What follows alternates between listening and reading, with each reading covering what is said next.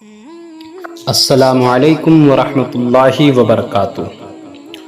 حضرت ابراہیم علیہ السلام نے بت پرستی کے معاملے میں پہلے تو اپنی قوم کو بار بار دعوت حق بھی سمجھایا، ان سے مناظرہ کر کے حق کو ظاہر کر دیا، مگر لوگوں نے حق کو قبول نہیں کیا۔ سورہ انبیاء میں اس کا تذکرہ کچھ یوں رب کریم نے ارشاد فرمایا جس کا مفہوم ہے، اور بے شک ہم نے ابراہیم کو ان کی ابتدائی عمر میں بالغ ہونے کے پہلے سے ہی اس کی نیک راہ عطا کر دی، اور ہم اس سے خبردار تھے کہ وہ ہدایت و نبوت کے اہل ہیں۔ جب اس نے اپنے باپ اور قوم سے کہا، یہ مورتیاں یعنی بت جو درندوں پرندوں اور انسانوں کی صورتوں کے بنے ہوئے ہیں کیا ہیں جن کے آگے تم آسن مارے ہو اور ان کی عبادت میں مشغول ہو گئے؟ آگے سے قوم نے وہی بے وقوفانہ جواب دیا، بولے ہم نے اپنے باپ دادا کو ان کی پوجا کرتے پایا۔ ابراہیم علیہ السلام نے جواب دیا، قرآن مجید میں ہے، کہا بے شک تم اور تمہارے باپ دادا سب کھلی گمراہی میں ہو۔ اور بولے کیا تم ہمارے پاس حق لائے ہو یا یوں ہی کھیلتے ہو؟ چونکہ انہیں اپنے طریقے کا گمراہی ہونا بہت ہی بعید معلوم ہوتا تھا اور اس انکار کرنا بہت بڑی بات جانتے تھے، اس لیے انہوں نے حضرت ابراہیم علیہ السلام سے یہ کہا کہ کیا آپ یہ بات واقعی طور پر ہمیں بتا رہے ہیں یا بطریق کھیل کے فرماتے ہیں؟ اس کے جواب میں آپ نے حضرت ملک علام کی ربوبیت کا اثبات فرما کر ظاہر فرما دیا کہ آپ کھیل کے طریقے پر کلام فرمانے والے نہیں بلکہ حق کا اظہار فرماتے ہیں۔ چنانچہ آپ کا قول قرآن مجید میں ہے جس کا مفہوم ہے، کہا بلکہ تمہارا رب وہ ہے جو رب ہے آسمانوں اور زمین کا، جس نے انہیں پیدا کیا اور اس پر گواہوں میں سے ہوں۔ آخر ابراہیم علیہ السلام نے قوم کو دھمکی دی، اور مجھے اللہ کی قسم ہے میں تمہارے بتوں کا برا چاہوں گا بعد اس کے کہ تم پھر جاؤ پیٹ دے کر۔ اس قول کے مطابق یہ دھمکی دل میں دی تھی، اور حضرت عبداللہ بن مسعود رضی اللہ عنہ فرماتے ہیں کہ بعض لوگوں نے یہ دھمکی سن لی تھی۔ اس قوم کا یہ دستور تھا کہ سالانہ ان لوگوں کا ایک میلہ لگتا تھا، لوگ طرح طرح کے کھانے پکا کر مٹھائیاں تیار کر کے بتوں کے سامنے رکھ کر شہر کے باہر جنگل میں جمع ہو جاتے اور دن بھر لہو لعاب میں مشغول رہتے۔ ان کا یہ عقیدہ تھا کہ ہمارے غیر حاضری میں بتوں کے سامنے موجود کھانوں میں برکت ہو جائے گی، لہذا سارا دن کھیل کود اور لہو لعاب سے فارغ ہو کر شام کو بت خانے میں جا کر بتوں کی پوجا کرتے اور بتوں کے چڑھاوے مٹھائیوں اور کھانوں کو پرساد کے طور پر کھاتے۔ اس میلے کا دن آیا، ابراہیم علیہ السلام انہیں حسب معمول دعوت حق دے رہے تھے کہ انہوں نے اپنے میلے کی دعوت دی۔ چنانچہ قرآن میں یہ بھی ذکر ہے اور فرمایا جس کا مفہوم، جب اس نے اپنے باپ چچا اور اپنی قوم سے فرمایا تم کیا پوجتے ہو؟ کیا بہتان سے اللہ کے سوا خدا چاہتے ہو؟ تو تمہارا کیا گمان ہے رب العالمین پر کہ جب تم اس کے سوا دوسرے کو پوجو گے تو کیا وہ تمہیں بے عذاب چھوڑ دے گا؟ باوجود یہ کہ تم جانتے ہو کہ وہی منعم حقیقی مستحق عبادت ہے۔ دعوت حق سن کر آگے سے قوم نے کہا کہ کل کو ہماری عید ہے، جنگل میں میلے لگے گا، ہم نفیس کھانے پکا کر بتوں کے پاس رکھ جائیں گے اور میلے سے واپس ہو کر تبرک کے طور پر ان کو کھائیں گے۔ آپ بھی ہمارے ساتھ چلیں اور مجمع اور میلے کی رونقیں دیکھیں۔ وہاں سے واپس ہو کر بتوں کی زینت اور سجاوٹ اور ان کا بناؤ سنگھار دیکھیں۔ یہ تماشا دیکھنے کے بعد ہم سمجھتے ہیں کہ معاذ اللہ آپ بت پرستی پر ہمیں ملامت نہ کریں گے۔ اگلے دن جب انہوں نے ابراہیم علیہ السلام کو ساتھ جانے کا کہا تو آپ علیہ السلام نے جو جواب دیا قرآن میں ہے، فَنَظَرَ نَظْرَةً فِي النُّجُومِ فَقَالَ إِنِّي سَقِيمٌ۔ پھر اس نے ایک نگاہ ستاروں کو دیکھا، جیسے کہ ستارے سناشاس نجوم کے ماہر ستاروں کے مواقع ہیں دیکھا کرتے ہیں، اور پھر کہا میں بیمار ہونے والا ہوں۔ قوم نجوم کی بہت معتقد تھی، وہ سمجھی کہ حضرت ابراہیم علیہ السلام نے ستاروں سے اپنے بیمار ہونے کا حال معلوم کر لیا، اب یہ کسی متعدی مرض میں مبتلا ہونے والے ہیں۔ اور متعدی مرض سے وہ لوگ بہت ڈرتے تھے، لہٰذا قوم ابراہیم علیہ السلام کو چھوڑ کر میلے میں چلی گئی۔ فَتَوَلَّوْا عَنْهُ مُدْبِرِينَ، اور وہ اس پر پیٹ دے کر اپنی عید کی طرف پھر گئے اور ابراہیم علیہ السلام کو چھوڑ گئے۔ ان کے جانے کے بعد ابراہیم علیہ السلام کلہاڑی لے کر بت خانے میں آئے اور فرمایا، پھر ان کے خداؤں کی طرف چھپ کر چلا تو کہا، کیا تم نہیں کھاتے؟ یعنی اس کھانے کو جو تمہارے سامنے رکھا ہے۔ بتوں نے اس کا کچھ جواب نہ دیا، اور وہ جواب ہی کیا دیتے؟ تو آپ نے فرمایا، تمہیں کیا ہوا کہ نہیں بولتے؟ اس پر بھی بتوں کی طرف سے کوئی جواب نہ ہوا، وہ بے جان پتھر تھے، جواب کیا دیتے؟ پھر ابراہیم علیہ السلام بتوں کو توڑنا شروع ہوئے۔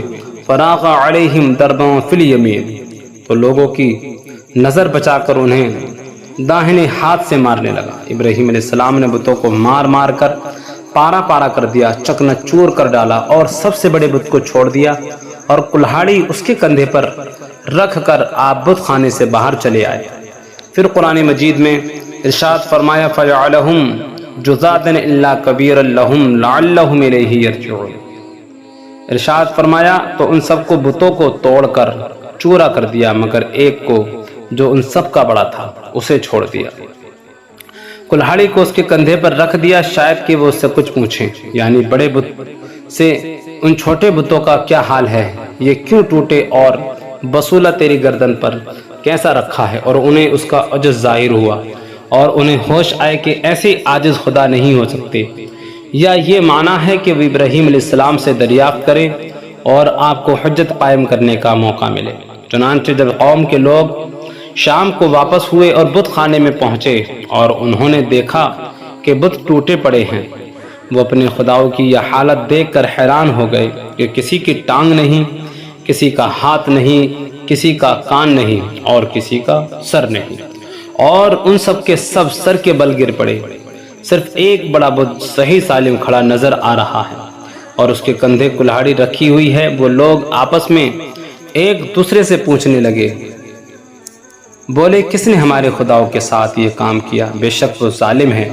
پھر ان میں کچھ لوگوں نے کہا، ان میں کے کچھ لوگ بولے، ہم نے ایک زبان کو انہیں برا کہتے سنا جسے ابراہیم کہتے ہیں۔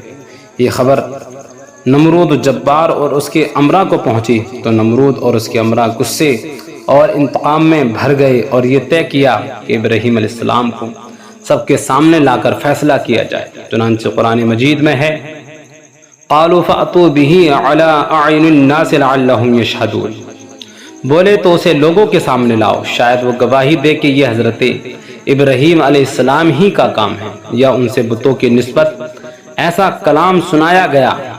مدعات یہ تھا کہ شہادت قائم ہو تو وہ آپ کے در پہ ہوں۔ چنانچہ حضرت بلائے گئے۔ ابراہیم علیہ السلام تو چاہتے یہی تھے کہ لوگ جمع ہوں اور وہ ان کے سامنے بتوں کے بطلان کو ظاہر کریں۔ یہ فیصلہ بڑی تیزی سے محفلوں کو اونچوں اور بازاروں میں پھیل گیا۔ اس فیصلے کو دیکھنے کے لیے لوگ بھی گربہ در گربہ آ گئے۔ چنانچہ ابراہیم علیہ السلام کو فیصلہ کرنے والی ایک جماعت کے سامنے لایا گیا۔ انہوں نے اعلان آپ علیہ السلام سے سوال کیا، پوچھا، بولے، کیا تم نے ہمارے خداؤں کے ساتھ یہ کام کیا اے ابراہیم؟ آپ نے اس کا تو کچھ جواب نہ دیا اور شان مناظرانہ سے تعریض کے طور پر ایک عجیب و غریب حجت قائم کی۔ چنانچہ قرآن میں ہے، قال بل فعلہ کبیرہم ھذا فاسألوہم ان کانوا ینطقون، فرمایا بلکہ اس بڑے نے کیا ہوگا اس غصے سے کہ اس کے ہوتے ہوئے تم اس کے چھوٹوں کو پوچھتے ہو۔ اس کے کندھے پر بسولہ یعنی کلہاڑی ہونے سے ایسا ہی قیاس کیا جا سکتا ہے، مجھ سے کیا پوچھتے ہو؟ تو ان سے پوچھو، اگر وہ بولتے ہیں وہ خود بتائیں گے ان کے ساتھ یہ کس نے کیا۔ مدعا یہ تھا کہ قوم غور کرے کہ جو بول نہیں سکتا، جو کچھ کر نہیں سکتا، وہ خدا نہیں ہو سکتا، اس کی خدائی کا اعتقاد باطل ہے۔ قال بل فعلہ کبیرہم ھذا کا مطلب یہ بھی بیان کیا گیا کہ اس بڑے نے کیا ہے، یعنی اس نے مجھے بت توڑنے پر برانگیختہ کیا ہے۔ فاسألوہم ان کانوا ینطقون، میں اس بات پر تعریض ہے کہ یہ بت بولتے نہیں تو جان لو کہ یہ بھی دوسری جمادات کی طرح جماد ہیں۔ اس جواب میں حجت بھی تھی اور جزر و بیخ بھی تھا اور بتوں کے بے بسی پر طنز بھی تھا۔ اس بات نے فیصلہ کرنے والی جماعت کو لاجواب کر دیا، اس کا لوگوں پر کافی اثر کیا، وہ سوچنے پر مجبور ہو گئے۔ چنانچہ جب آپ نے فرمایا تو اپنے جی کی طرف پلٹے اور سمجھے کہ ابراہیم علیہ السلام حق پر ہے، اور بولے بے شک تم ستمگار ہو جو ایسے مجبوروں اور بے اختیاروں کو پوجتے ہو جو اپنے کاندھے سے بسولہ نہ ہٹا سکے۔ وہ اپنے پجاری کو مصیبت سے کیا بچا سکے اور اس کے کیا کام آ سکے؟ چاہے تو یہ تھا کہ ابراہیم علیہ السلام کی دعوت حق کو قبول کرتے۔ ثم نکسوا علی رؤوسہم لقد علمت ما ہؤلاء ينطقون، پھر اپنے سروں کے بل اوندھائے گئے اور کلمہ حق کہنے کے بعد پھر ان کی بدبختی کی ان کے سروں پر سوار ہوئی اور وہ کفر کی طرف پلٹے اور باطل مجادلہ مکابرہ شروع کیا۔ ابراہیم علیہ السلام سے کہنے لگے کہ تمہیں خوب معلوم ہے کہ یہ بولتے نہیں، تو ہم ان سے کیسے پوچھیں، اور اے ابراہیم تم ہمیں ان سے پوچھنے کا کیسے حکم دیتے ہو؟